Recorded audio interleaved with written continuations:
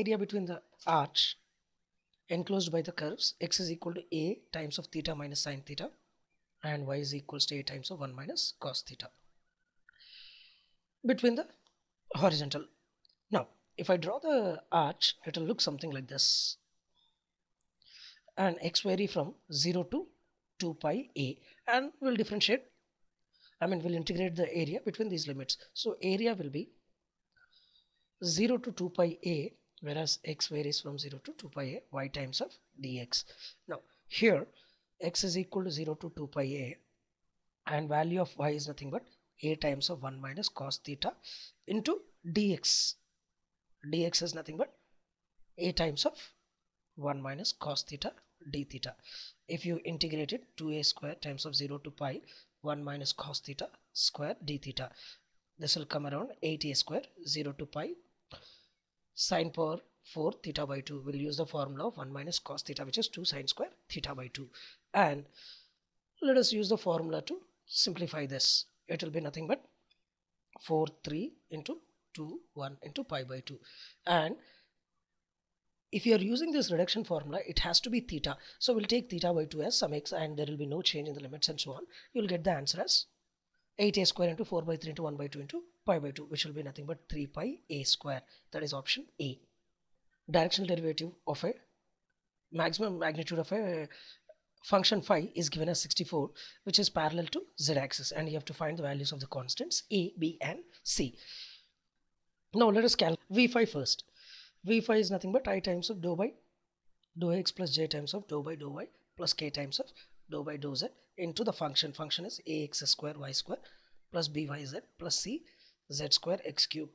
It will be equals to 4a plus 3c times of I plus 4a minus b times of j plus 2b minus 2c times of k at 1 comma 2 comma minus 1. Now the maximum value of the directional derivative is given as 64, which is parallel to z-axis. If it is parallel to z-axis, there will be no x and I and j terms, so they have to be 0. So 4a plus 3c must be equal to 0 and 4a minus b must be also equals to 0, and the maximum derivative will be 2b minus 2c, which is given as 64. If we solve these equations 1, 2 and 3, we'll get the values of a, b, c as 6, 24 and minus 8, which is find the values of a and b where limit x tends to 0, x times of 1 plus a cos x minus b sin x by x cube is given as 1, a finite value. So let us use L'Hospital rule, because the given function is in the form of 0 by 0. So if we use L'Hospital rule and differentiate numerator and denominator, it will be limit x tends to 0, x into differentiation of 1 plus a cos x is nothing but minus a sin x plus 1 plus a cos x, and differentiation of x is 1 minus differentiation of sin x is nothing but cos x by 3x square. Now the value of this limit is given as 1, that means a finite value.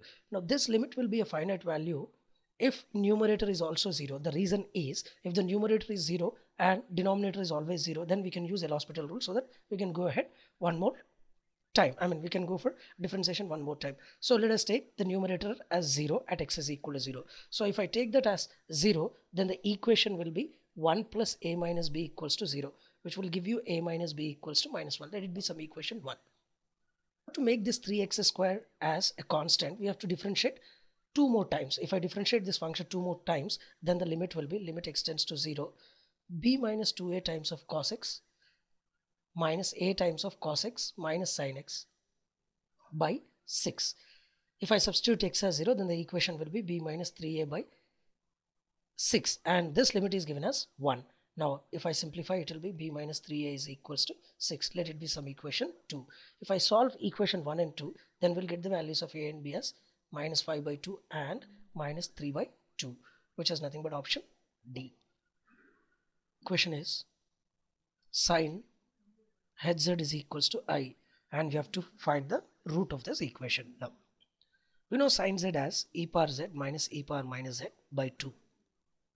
Now if I simplify, this will become e power z, e power 2z minus 2i into e power z minus 1 is equals to 0. Now we'll find the value of e power z by factorization. Now e power z will be nothing but I. That implies z will be log I.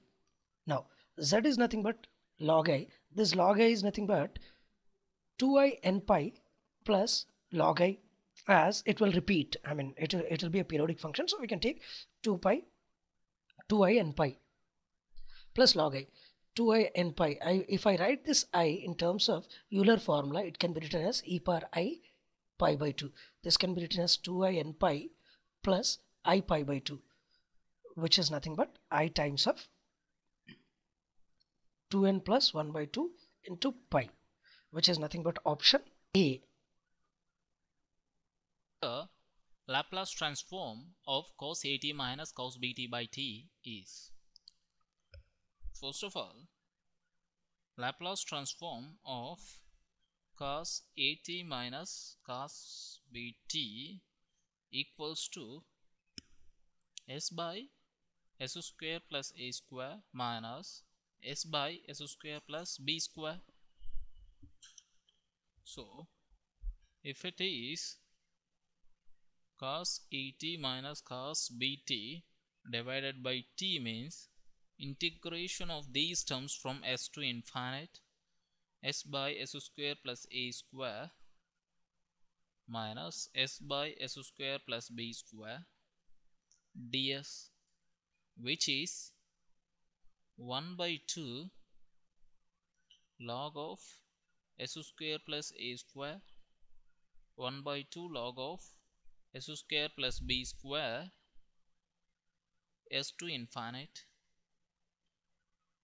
So it is 1 by 2 log of s square plus a square by s square plus b square, s to infinite, which is nothing but 1 by 2 log of s square a square by s square plus b square.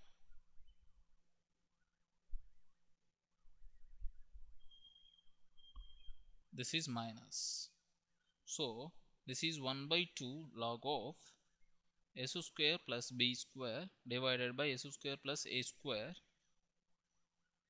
Hence option B is correct.